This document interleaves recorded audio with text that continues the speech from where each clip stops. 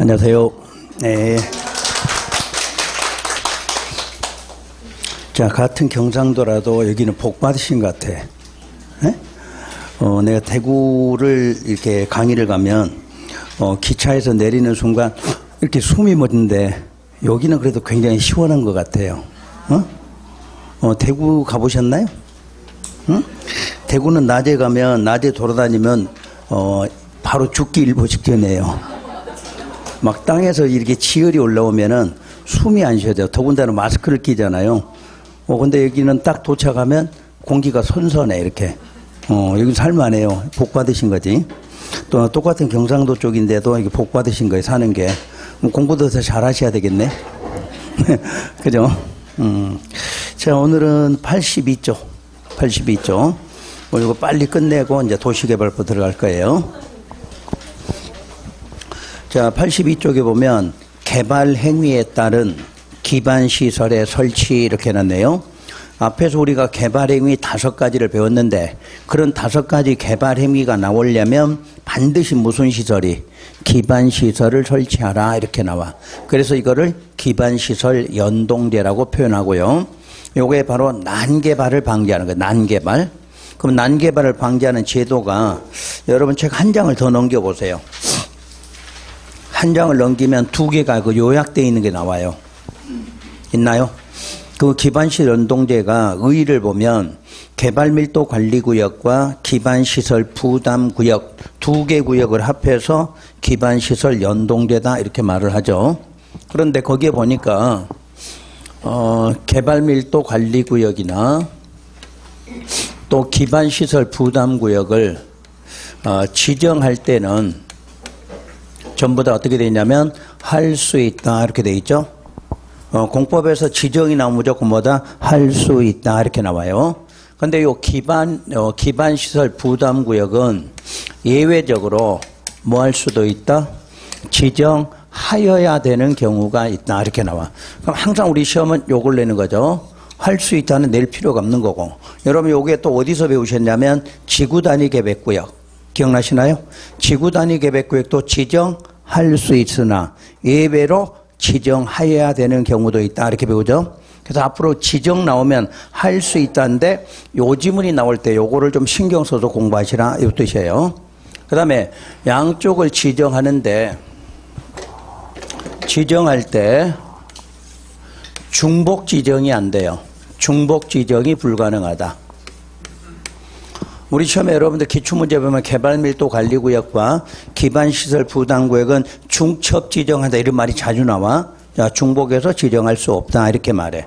왜 그러냐면 여기가 개발밀도관리구역은 그 2번째 보면 지정 대상이 어디로 돼 있나요?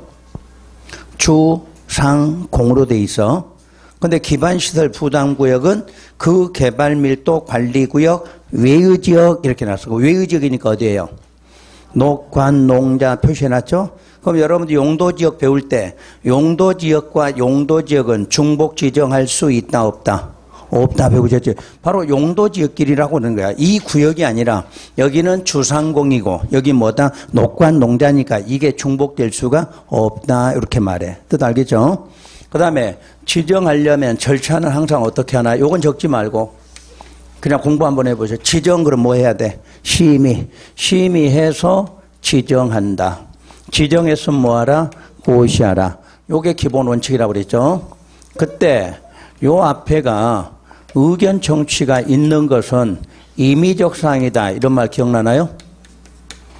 있는 경우도 있고 없는 경우도 있다. 요거 나오지? 그럼 거기에 보니까 지정 절차에 보니까 개발밀도관리구역은 의견 청취가 있어요? 없어요? 없고 기반시설 부담구역은 있고 맨날 내는 시험 문제가 그거야 지금. 왜냐면 항상 똑같이 있으면 안 낼 건데 항상 의견 듣는 것은 임의적 사항이다 이렇게 놨어. 그러니까 있는 경우도 있고 없는 경우도 있다. 특히 2개 비교할 때는 개발밀도 관리구는 없는데 기반시설 부담 있고, 근데 그걸 서로 바꿔서 내는 거지. 그러니까 공부가 조금 덜 되신 분은 요거 나오면 거의 또 못 맞춰. 다 틀리고 나와. 그러니까 우리는 요 지정이란 단어가 나오면 절차는 항상 뭐겠죠? 심의 거쳐 지정. 지정했으면 뭐 아니면 뭐 한다? 고시 아니면 공고한다. 이렇게 돼 있죠. 그런데 심의하기 전에 항상 의견 정취가 있다 없다 요게 시험 문제야. 있으면 그거 있는 걸 꼭 기억하셔야 돼. 그때 요 있다면 누구의 의견을 들으라고 배웠나요?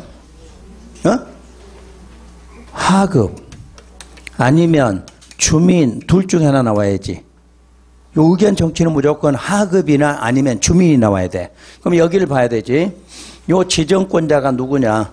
지정권자가 국장 그러면 여기 누구? 시도지사. 여기가 시도지사 그러면 시장군수 이렇게 나와. 그럼 여기가 특광시장군수다. 그럼 더 이상 하급이 있다 없다? 없다. 그럴 때는 누구? 주민 이렇게 나오는 거지. 그러니까 공식이야 이게 공식. 항상 여기가 누구냐에 따라서 하급이 나오기도 하고 주민이 나오기도 해. 근데 하급이 없는 경우 지금처럼 하급이 의견을 들려고 한다. 그때는 하급이 없으니까 누구? 주민으로 요거야. 이걸 반드시 외우셔야 돼. 이거를. 여러분 시험 나가면 매번 나와. 한 번으로 끝나는 게 아니지. 여러분들이 지정하면 우리 공법책에 지정이 300번이 넘어. 지정이란 단어가. 그럼 그때마다 묻는 거야. 이거 시험 문제를. 그러니까 저거 반드시 구분해 두시고. 그럼 이제 그 밑으로 가서 내용 확인해 볼게요. 개발밀도 관리구역은 의의가 이미 개발이 완료된 지역이야. 이미 개발이 완료돼 있어. 그래서 기반시설 추가 설치가 용이해 곤란해. 그게 탑이야. 이미 개발은 끝나 있고 기반시설 추가로 설치하기는 곤란할 때, 그럴 때 무슨 구역을 지정한다? 개발밀도 관리구역을 지정해. 지정 대상은 주상공이야. 주상공은 이미 여러분들 배웠듯이 시가와 용도죠. 개발이 가능한 쪽이잖아. 그래서 개발이 이미 됐는데 거기서도 개발 행위를 계속 할 수는 있겠죠. 그럼 개발 행위를 하면은 기반시설이 뭐 할 것이 예상돼? 부족할 것은 예상이 되는데 기반시설 설치하기는 뭐하다? 곤란하다. 그런 사유가 생기면 개발밀도 관리구역 지정하라 이렇게 돼 있어. 그럼 지정 절차는 심의 거쳐 지정고시. 그 지정고시 뒤에다 특광시장군수 써보세요. 따로 앞에 한번 공부 안 하셔도 되니까 항상 지정권자는 누구다? 특광시장군수다.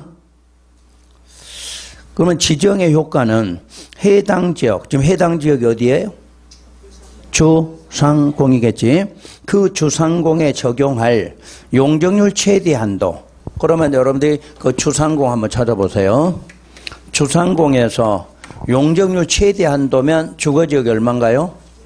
500. 상업은 1500, 공업은 400이 되겠죠.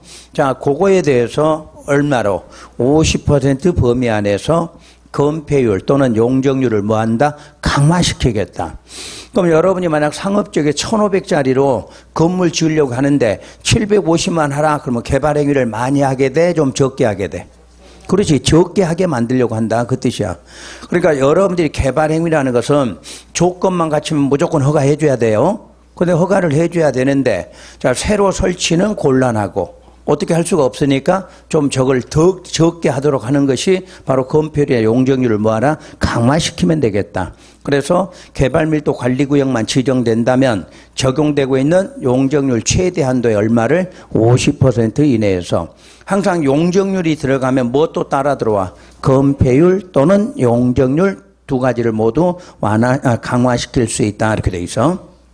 근데 거기에 대한 지정 기준과 관리는 모두 누가 정한다? 국토부 장관. 그러니까 지정한 사람이 기준을 정할 수가 없으니까 지정하고 기준은 따로 정해놨다 해서 국토부 장관이 이렇게 놨고요.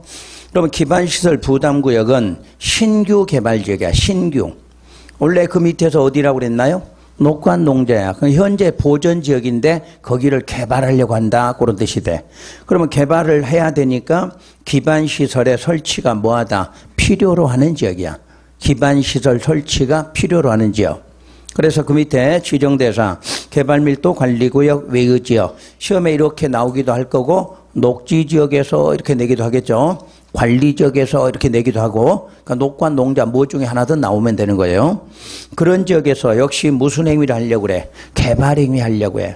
그럼 개발 행위를 하려면 이때는 기반시설의 설치가 필요하니까 기반시설을 설치하거나 또는 뭐 하라? 용지 확보를 하라 이렇게 놨어. 그 다음에 의견 청취가 있다는 거 꼭 기억하셔야 돼. 그러면 왜 의견 청취가 있고 왼쪽은 없느냐? 왼쪽은 기반시설을 만들어 안 만들어? 안 만들려고 하는 거지. 안 만들려고 하니까 의견 들을 필요가 없는 거고, 요건 기반시설을 만들게 되면 여러분 땅을 침해할 수도 있는 거죠. 그러니까 여러분의 의견을 듣고 하라 이런 뜻이 돼. 그 다음에 자 지정의 효과 중요해. 이게 지정 효과가 기반시설 부담구역이 지정되면 그 효과는 1년 안에 기반시설 설치하는 계획을 수립해야 돼. 기반시설 부담구역 지정되면 반드시 몇 년 안에? 1년 안에는 그 설치하는 계획을 수립해야 돼. 자 1년에다가 해제라고 조그만하게 써보세요. 1년 안에 거기다 해제 조항. 그러면 해제니까 실효와 마찬가지로 안 하면 1년에 무슨 날? 다음 날에 그 구역 지정은 해제돼. 앞에 나와. 적지는 말고 거기다 해제라는 말만 써놓으시면 돼요.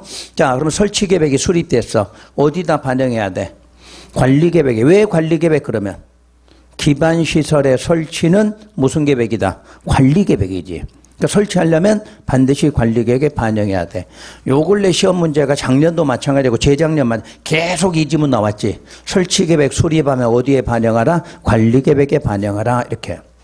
그 다음에 2번 지구단위계획이 수립이 되면 기반시설 설치계획도 수립한 것으로 본다. 그래서 무슨 계획이 수립되면? 지구단위계획이 수립되면 이미 무슨 계획도? 그 기반시설 설치계획도 수립한 것으로 본다. 이유가 있겠죠. 지구단위계획의 의무적 포함사항이 뭐야? 의무적으로. 기반시설. 거기 기반시설이 있었지. 그러면 지금 기반시설을 설치하는 계획이니까 그것도 이미 설치한 걸로 보겠다. 이런 뜻이야. 그 다음에 역시 지정기준과 관리 등은 모두 누가 정한다? 국토부 장관이 정한다. 이렇게 돼 있어. 가장 기본은 요거니까 두 가지로 구분하고요. 자, 앞장에 가서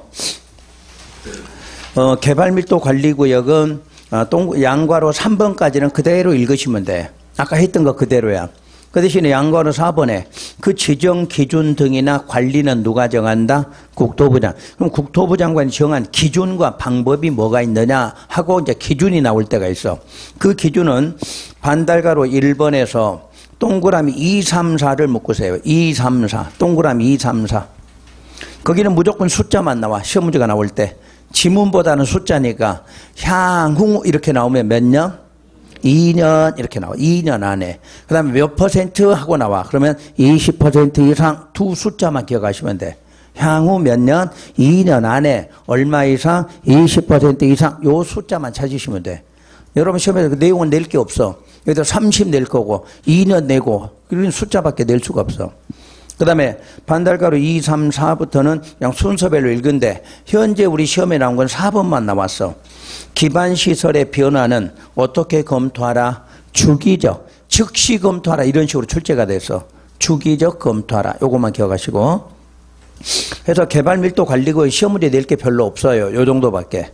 그런데 기반시설 부담구역은 개발밀도관리구역 외의 지역에서 항상 무슨 시설을 설치해야 돼? 기반시설 설치한다고 그랬지. 그 기반시설이 뭐냐? 바로 도로야. 도로. 무조건 개발하려면 뭐부터? 도로부터 만들어야 돼. 그런데 공원, 녹지, 학교하고 뭐는 재배? 대학, 엄청 많이 나오지. 대학 재배라는 게. 학교는 다 되는데 뭐만큼은 대학은 안 돼. 이유가 있어. 거기에서 여러분들이 그 양괄호 4번에 보면 쭉 내려 양괄호 4보면 최소 면적 얼마야? 10만 이상 이렇게 나왔나? 10만 이상? 그럼 혹시 자 우리가 30만 이상은 뭐라고 그랬죠? 신도시 규모라고 그랬지. 신도시. 신도시가 되려면 얼마? 30만 이상. 그럼 미니 신도시 그러면 10만 이상 이런 말 해드린 적 있지. 그러니까 이거는 아주 신도시는 아니고 미니 신도시야. 그럼 미니 신도시니까 맨 먼저 뭐가 필요해? 도로 필요하겠지. 도로. 그 다음에 공원 필요하죠. 또 녹지가 필요하겠죠. 학교 필요해. 근데 신도시는 대학도 설치가 가능해. 근데 미니 신도시는 뭐는 안 된다? 대학은 안 된다. 이렇게 돼 있다는 뜻이야. 그리고 수도, 하수도 등의 기반시설의 설치가 필요한 지역을 대상으로 그 기반시설을 설치하거나 필요한 용지를 확보하기 위해서 지정한다. 이랬고, 바로 반달거리 의무적 지정 나와 있죠? 거기다 별표해 두시고, 요걸 꼭 기억하셔야 돼. 기반시설 부담구에 나면 반드시 여기에 지문이 하나씩 나와야 돼. 자, 다음에 해당 지역은 지정하여야 되는 경우다 해서 1번 법령에 제정이나 개정으로 행위 제한이 완화 또는 해제된 지역. 행위 제한이 완화되면 뭐 할 수 있나요? 개발이 되지, 개발이. 항상 행위 제한이 완화 해제된다. 아, 개발될 수 있어. 뭐 개발할 수 있으니까 기반시설 부담구역 꼭 지정하라. 이런 뜻이 되겠죠. 그 다음에 동그라미 2번에다 별표를 하시고 여기를 신경을 많이 써야 돼. 셋 중에서도. 바로 용도 지역 등이 변경 해제되어 행위 제한이 역시 완화된 지역이야. 일단 행위 제한은 모두 완화된 거죠. 그런데 동그라미 1번은 완화된 사유가 뭐예요? 법령의 제정이나 개정 때문에 완화가 된 거고, 동그라미 2번은 용도 지역 등이 변경 해제된 거야. 변경 해제돼서 행위 제한이 완화됐어. 그래서 우리 시험에서는 그 2번은 사례로 출제를 해요. 사례로. 자, 이렇게 해볼게요.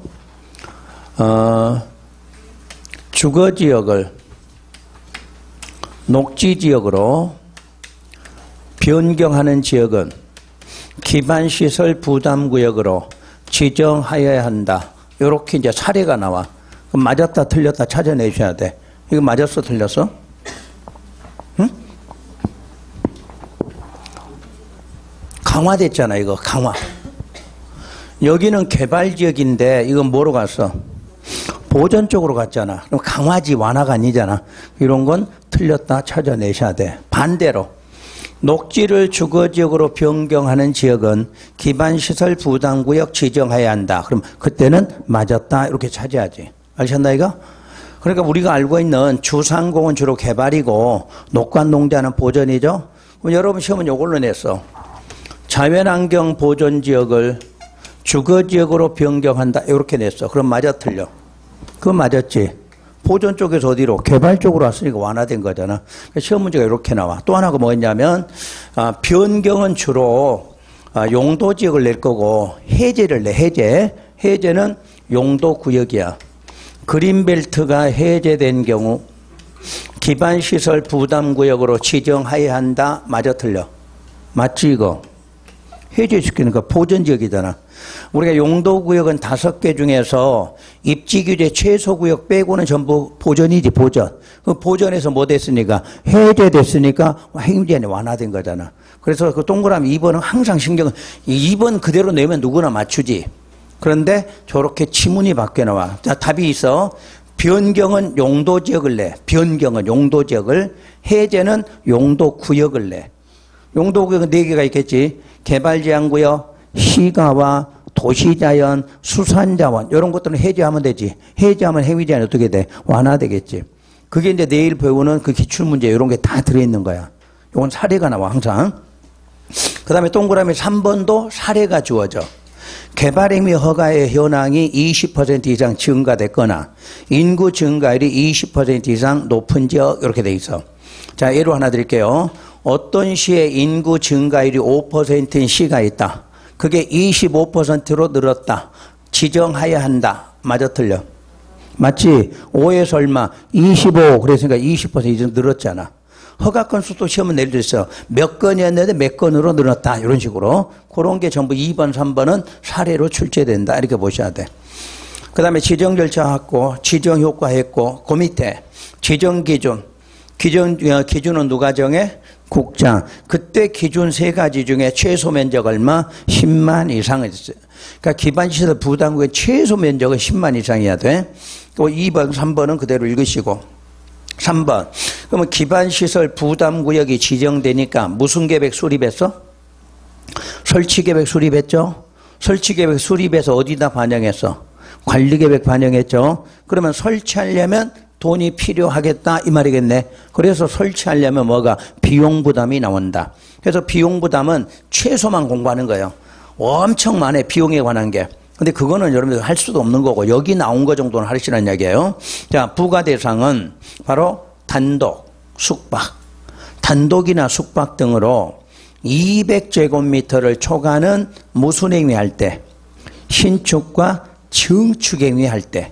그러면 개축하거나 재축할 때는 비용 부담해 안 해? 안 한다 그 말이지? 그러면 왜 개축과 재축 안 되냐면 개축과 재축 기존의 건물이 있었던 거지. 있었던 거를 하는 거는 문제가 없고 새로 만들거나 뭐 할 때 증축. 개축과 재축은 늘어나 안 늘어나? 안 늘어나지. 그 범위에서 일어나니까 돈 낼 필요 없다 그 말이고 새로 만든 거는 당연히 늘어날 거고 증축도 기존보다 늘어났지. 그래서 두 가지 행위에 대해서만 비용 부담을 하도록 한다 이런 뜻이야. 그 다음에 괄호 속에 다만 기존 건축물을 철거하고 신축하는 경우에 자 철거하고 신축하겠다는 것은 무슨 뜻이야? 규모가 초과되고 있다 이 말이지. 규모가 커진다는 이야기야. 그럴 때 기존 건축물 연면적을 초과하는 건축액이만 부과 대상으로 한다 이렇게 나왔어. 자 그걸 지문을 해볼게요. 철거 밑에다가 그 기존 건축물 철거 밑에다 150 이렇게 써보세요. 신축했다 밑에다가 250 써보세요.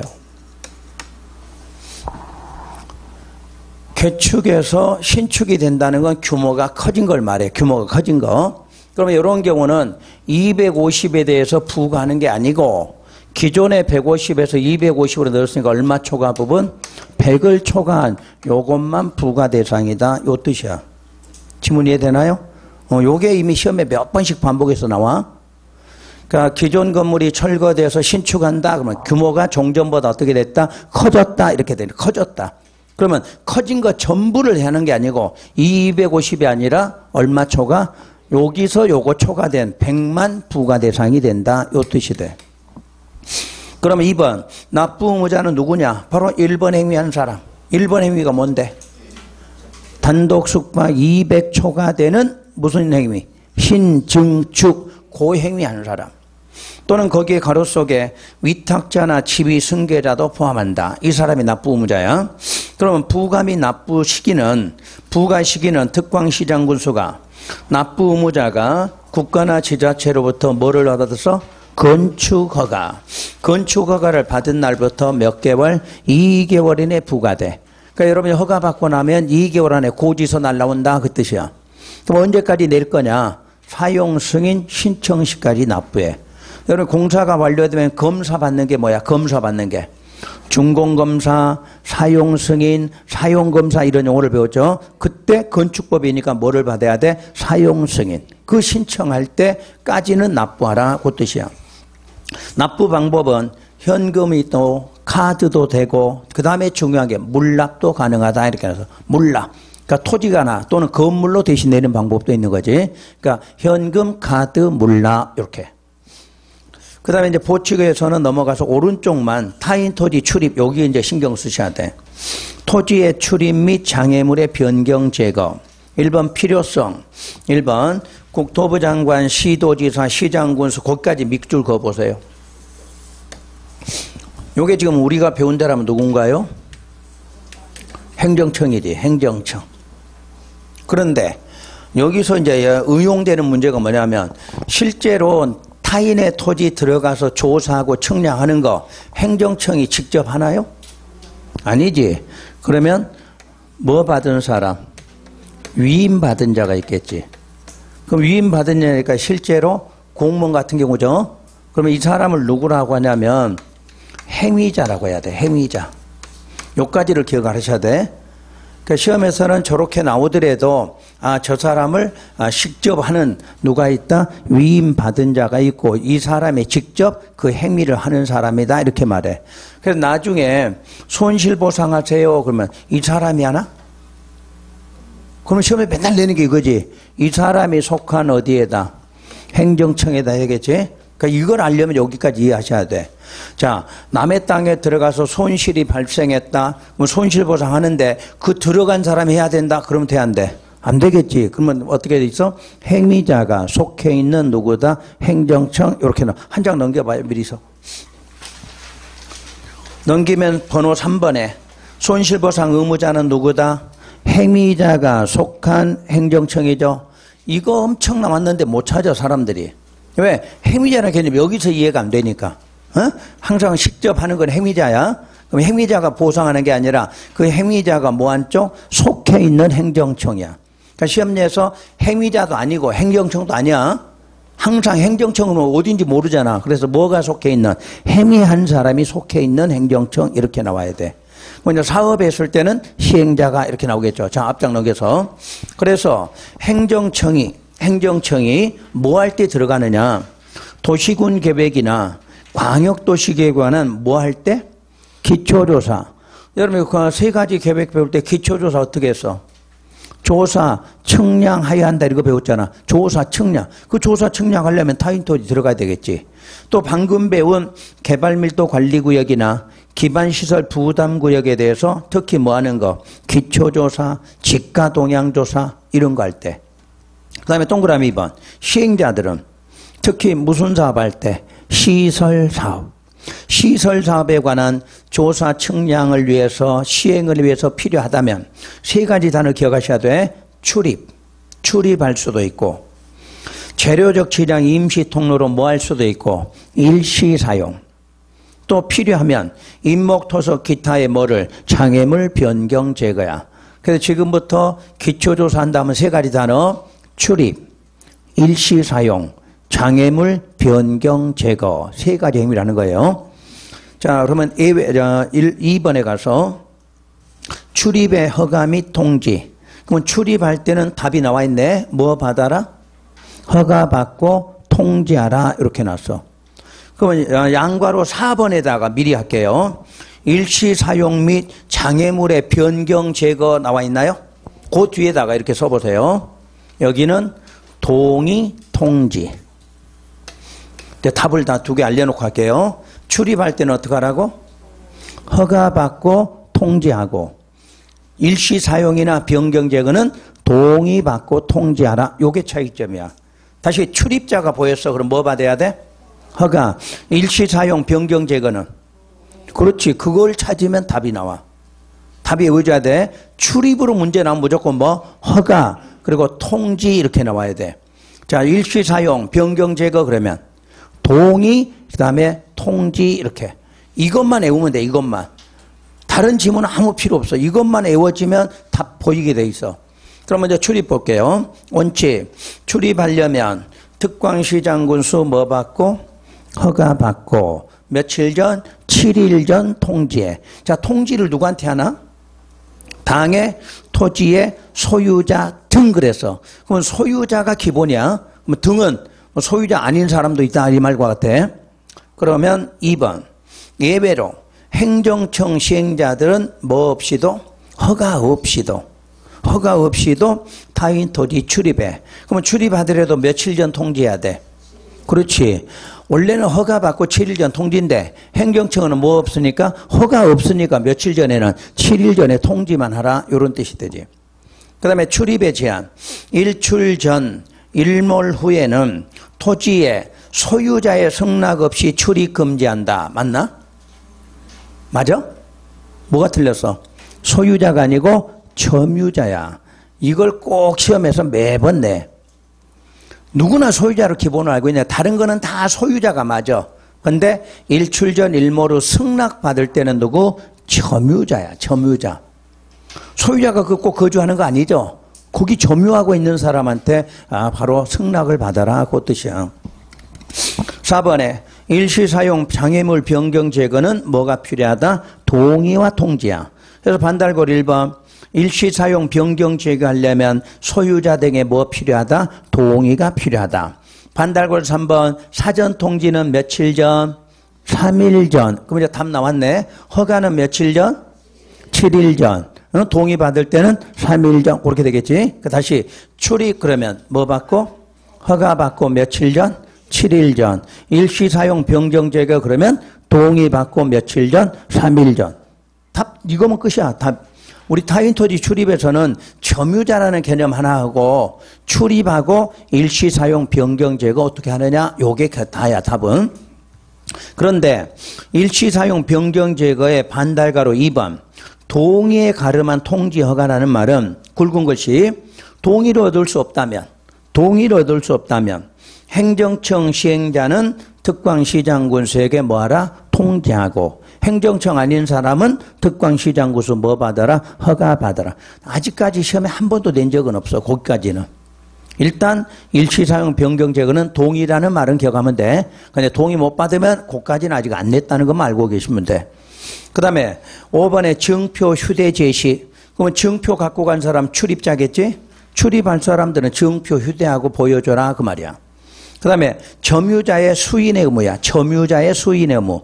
수인의 의무는 자 토지의 점유자는 정당한 사유 없이 권한이 있는 자의 출입이나 일시사용, 장애물 변경 제거 행위를 방해 거절하지 못한다. 그래서 앞으로 여러분 수인의 의무 그러면 방해 거절하지 말라. 그걸 수인의 의무라고 그래. 그럼 이것도 누구한테? 점유자네. 점유자. 그러니까 일출전 일모로 승낙. 그 다음에 수인의 의무는 모두 누구한테만? 점유자에게만 있어. 점유자.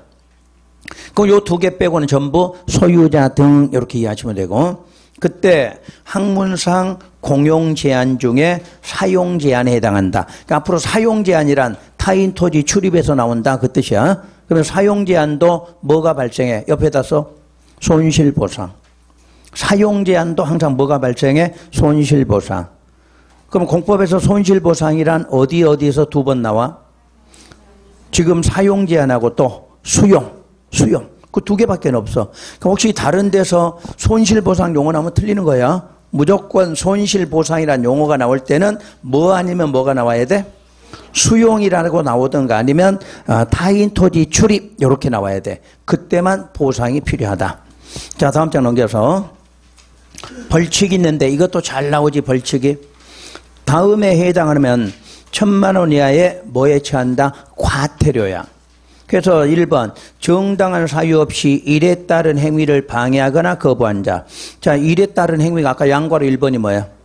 뭐 타인 토지 출입하려고 한다. 일시사용 변경 제거하려고 한다. 이런 거를 방해하면 안 된다 그 말이지. 두 번째 2, 3, 4 규정에 따른 허가나 동의를 받지 않고 위 일에 따른 행위를 한 자. 그럼 출입하려면 뭐 받고 해야 돼? 허가 받고 해야 되는데 허가 없이 했다든가 일시사용 변경 제거하려면 뭐가 필요해? 동의가 필요하죠. 근데 동의 없이 했다든가 또 수인의 의무를 위반했다든가 또는 점유자가 방해 거절하지 말라는 그런 행위를 위반하면 모두 어떻게 한다? 1,000만 원 이하의 과태료에 처한다. 그 다음에 손실보상 의무자까지만 보면 돼. 절차는 보지 말고. 의무자는 항상 행정청에 했을 때는 누가 보상하냐 그러면 행위자가 속한 행정청. 사업에 했을 때는 시행자가 한다. 두 가지예요. 그 다음에 청문. 4번 쭉 내려 청문. 청문이란 의견 진술에 기회를 주는 거를 청문 절차라고 그래. 그럼 여러분 청문 어디서 하던가요? 국회에서 맨날 청문하지. 한 번도 안 들으셔서? 그냥 보기 싫으니까 안 보는 거지. 우리 국회는 의견 진술에 기회를 주는 게 아니지. 원래는 미국처럼 의견 진술에 기회가 나오는 게 청문인데 우리는 뭐 하는 거야? 그냥 까발리게 하는 거지. 청문이지. 대답하려고 뭐라 그래? 됐고 이러지. 진술을 할 수가 없어. 그러니까 우리는 늘 그것만 보다 보니까 이게 이해가 안 되는 거야. 원래 뜻은 뭐다? 의견 진술의 기회예요. 언제 이걸 주냐면 공법에서는 취소 처분. 뭔가를 취소 처분할 때 의견 진술의 기회를 주는데 꼭 뒤에도 기억하셔야 돼요. 청문은 꼭 실시하여야 한다야. 할 수 있다가 아니야. 취소 처분할 때는 반드시 어떻게 하라? 청문해야 된다. 이렇게 법으로 정해놨어. 그러면 우리가 취소하는 게 뭔가를 큰 의미로 보셔야 돼. 여러분 공법상에서 사적 행위할 때 뭐 받았어요? 허가. 공적으로 할 때 인가. 그게 답이야.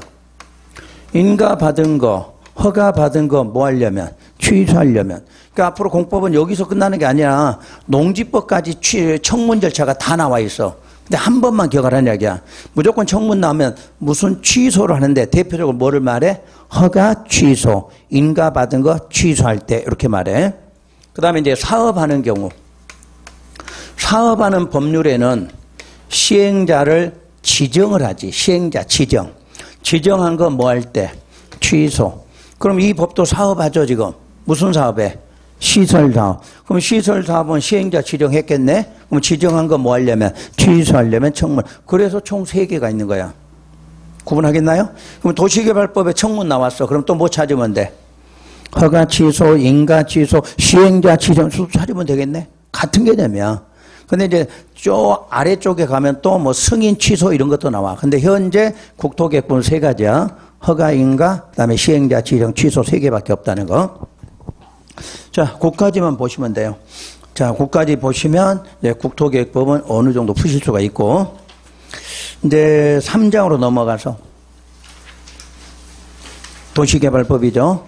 그럼 도시개발법 숙제를 다 내줬어. 해왔으리라 생각하고. 해왔죠?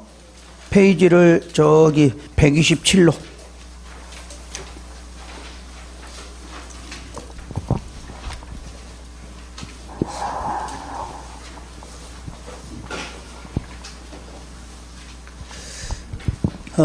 제목이 어떻게 되어 있나요? 도시개발사업 시행 절차. 그럼 그 위에다 이것만 써보세요. 지금 우리 배우는 법이 무슨 법? 도시개발법. 그러면 도시개발법이 적용이 되는 부분. 어디에 대해 적용한다? 그럼 무슨 구역? 도시개발구역. 그러니까 법률적 용어는 도시개발법은 어디에서만 그러면 도시개발구역 안에서만 적용하는 법이야. 자, 방금 끝났던 국토개혁법 어디에 적용돼요? 전국토. 국토개혁법은 전국에 다 적용이 돼. 그런데 도시개발법은 전국이 아니고 어디에서만 도시개발구역이라고 지정되면 그 구역 안에서만 적용되는 법이야. 그럼 도시개발구역이라고 할 때는 용도로 말하면 어디에서 지정하냐면 도시나 도시지역 외의 지역에서 지정할 수 있다 이렇게 말해. 그러니까 도시에도 지정할 수도 있고 어디에도 도시지역 외 쪽에도. 그러면 그 구역 안에서 무슨 사업을 한다? 도시개발사업.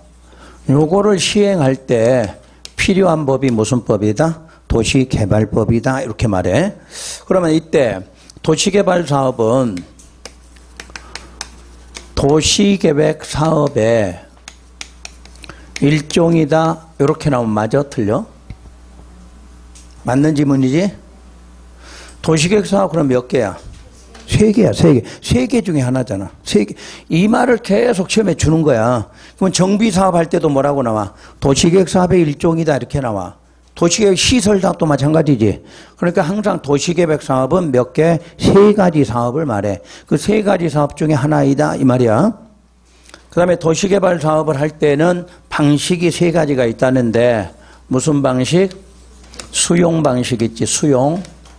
그리고 환지 방식. 그러니까 이미 수용은 여러분들이 배웠듯이 남의 땅을 보상만 하고 뺏어다가 사업하는 방식이고, 환지는 토지 교환해 주면 되죠. 전답을 갖고 있다가 뭐로? 대지로 이렇게 바꿔주고 하는 사업이다 그 뜻이야.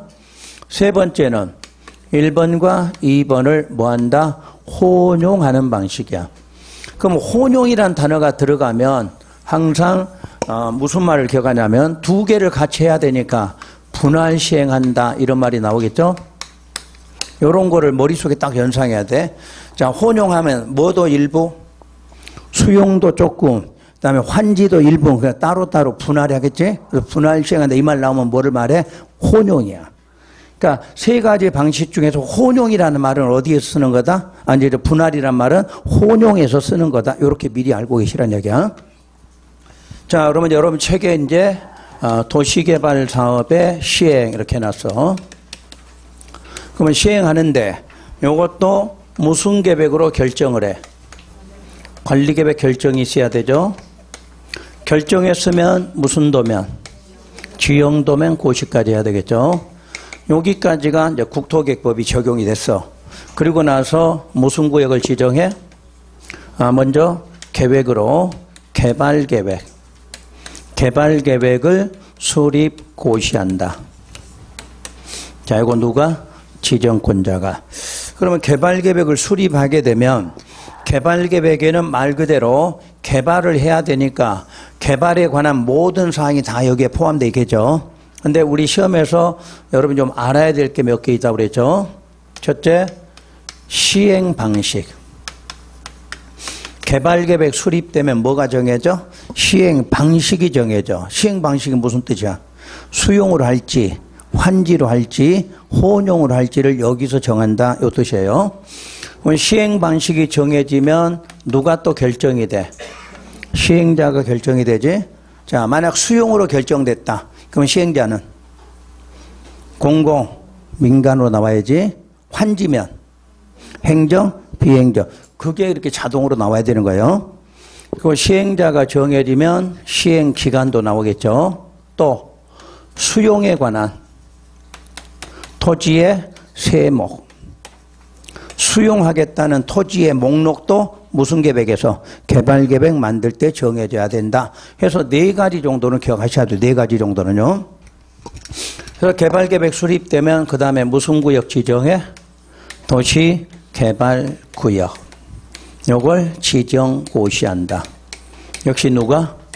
지정권자. 자, 여기서부터 자, 요게 지정고시 되면 어떤 효과가 발생한다? 지금부터 도시개발구역은 무슨 지역으로 본다? 도시지역으로. 또 무슨 구역? 지구단위 계획구역으로. 결정고시된 것으로 간주한다. 그럼 아까 우리가 도시개발구역은 도시지역에 지정할 수도 있고 도시지역 외쪽에도 지정한다고 그랬죠. 그럼 도시지역 지정하면 당연히 도시니까 도시란 말 쓸 필요 없지만 무슨 구역 된다? 지구단위 계획구역. 그래야 빨리 개발사업 들어간다 이렇게 되겠죠. 그럼 비도시지역 외쪽에다는 도시개발구역 지정해도 개발할 수가 없죠. 그럼 개발할 수 없으니까 개발하도록 무슨 지역으로? 도시지역 바꾸고 다시 무슨 구역? 지구단위 계획구역까지 지정된 걸로 보니까 빨리 사업 들어갈 수 있다 이런 말이겠죠. 가장 큰 효과야. 도시개발구역을 지정함으로써 자 도시지역 아닌 것도 무슨 지역으로? 도시지역으로. 또 계획적 개발이 가능하도록 바뀐다 이렇게 돼. 그럼 결정고시라는 단어가 나왔으니까 무슨 도면? 또 지형도면 고시해야 돼. 근데 참고로 여기서 여기까지는 숫자 내울 필요 없다고 그랬죠. 보통 일정 기간 이렇게 나와. 근데 여러분 혹시 이해 안 되면 2년으로 넣어봐. 2년으로. 2년 안에 지형도면 고시하라. 그럼 여유가 좀 있어. 그러면 이쪽에서는 지형도면 고시를 언제 하느냐 이렇게 묻겠죠. 사업 시행기간 안에만 지형도면 고시하라 이렇게 놨어. 그럼 보통 우리가 수용을 하든 환지를 하든 기간이 좀 장기적이야. 수용으로 해도 한 10년 정도 걸려. 환지하면 30년 걸려. 그러면 지형도면 고시를 바로 안 해도 되네? 한 30년쯤 가서 30년이면 여기서 시행기간이 30년으로 정해졌다? 그럼 몇 년? 30년 안에만 해주면 되는 거네? 왜 그렇게 해도 되냐면 지형도면 고시가 되면 관리계획에 효력이 발생하는 거죠. 그런데 30년짜리 사업하다 보면 중간에 변경 문제도 생기겠죠. 그러면 결정해놓고 또 변경되면 또 어떻게 해야 돼? 또 지형되면 또 고시 또 해야 되잖아. 그때 또 해야 되니까 아예 사업 끝나갈 때쯤 한 번으로 끝내라 그런 뜻이야. 그래서 시험 문제 줄 때 요걸 줘. 지형도면 여기서 결정고시 되면 지형도면 고시는 언제 하느냐 이렇게 물어봐. 그럼 무슨 기간? 사업 시행기간 안에 이렇게만 대답하시면 돼. 자, 그런데 이렇게 결정고시가 되는 걸로 돼 있는데 단 취락지구나 비도시의 지구단위 계획구역은 결정고시 되는 것 아니다 이렇게 돼 있지. 원래는 결정고시가 되는데 무슨 지구에 지정하면 취락. 그래서 여러분 제가 이거는 낸 적도 없어. 맨날 내는 게 이거예요. 국토계획법에다 이거 맨날 내지. 오늘 여러분 지금 잘 배운 거야. 다음 내일 저 특강할 때 말고 바로 답 찾겠네. 이거 어디냐면 지구단위 계획구역에 내는 거야. 지구단위 계획구역. 또는 도시지역 결정고시 특례 혹시 배우신 적 있지? 거기다 또 이거 내겠지. 그러니까 여기서 배웠는데 문제는 국토계획법에서 나와.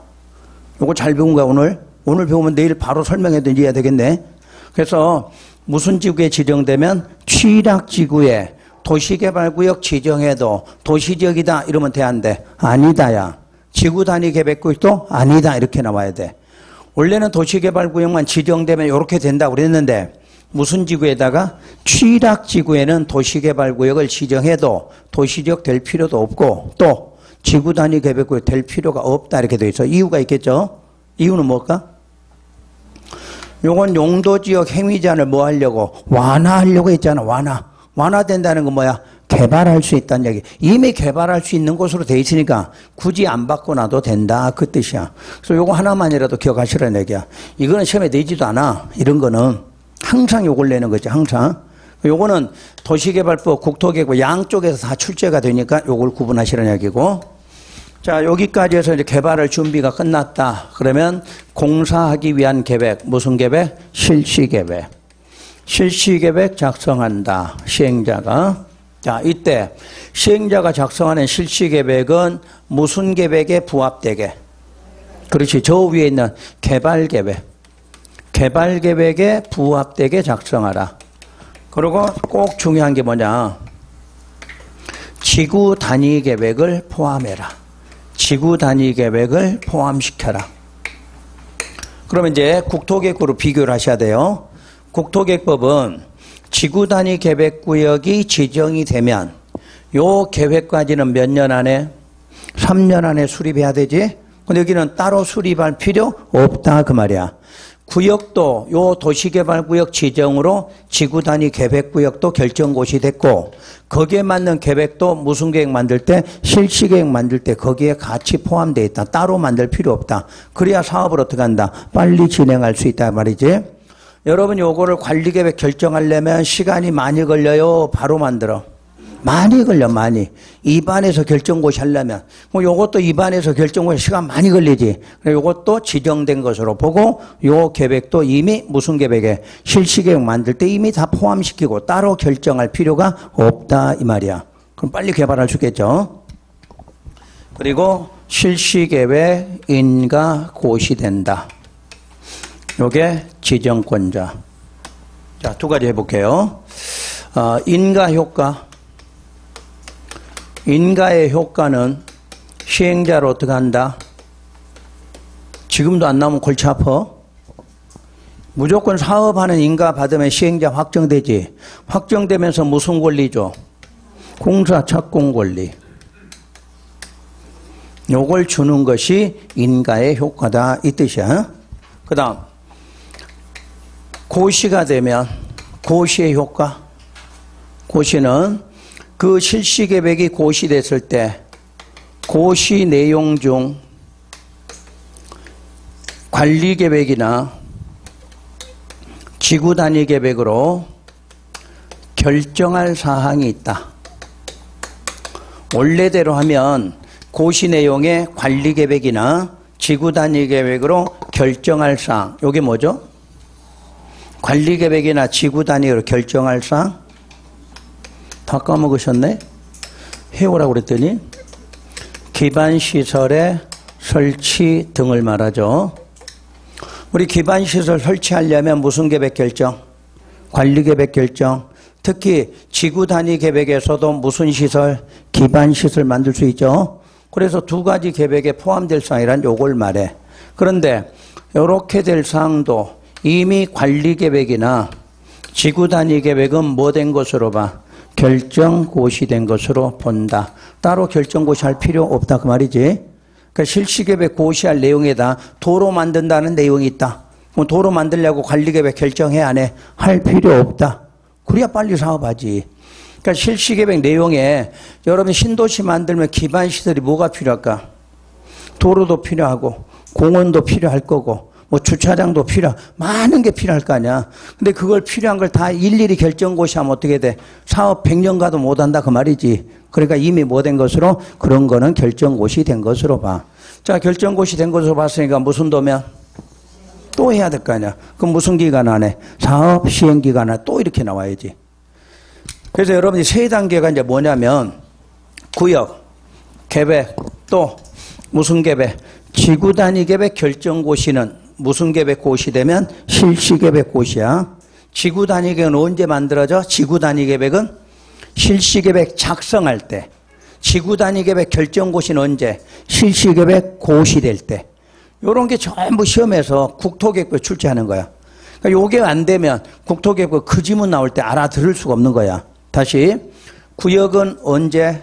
도시개발구역 지정되면 지구단위계획은 결정고시 돼서, 그럼 거기에 맞는 계획은 어디서 만들어? 실시계획에서. 그게 고시되는 건 무슨 계획 고시? 실시계획 고시되면 지구단위계획은 고시된다. 이렇게 말해. 세 단계 구분하셔야 돼. 다른 건 없어. 여기까지야. 도시개발법은 아래쪽은 의미가 없어. 전부 여기서 나와. 6문제 중에서 여기에 수용 문제가 있죠. 수용 한 문제, 환지 한 문제, 나머지 4개 저 위에서 나와. 그래 도시개발법이 점수가 잘 나오는 이유가 뒤에서 나오는 게 아니라 앞에 걸 하면 4개가 나와. 앞에 거 나와. 그래서 여러분이 정한지가 어려우면 하지 말라 하는 이유가 뭐냐면 환지는 나와봤자 한 문제야. 양은 엄청 많지만. 그러면 앞에 걸 열심히 하면 훨씬 점수 맞기는 쉬워진다. 이 뜻이야. 그래서 요 과정들을 잘 이해하시고, 그 다음에 수용이 돼서 요렇게 마지막 공사 완료 공고됐고,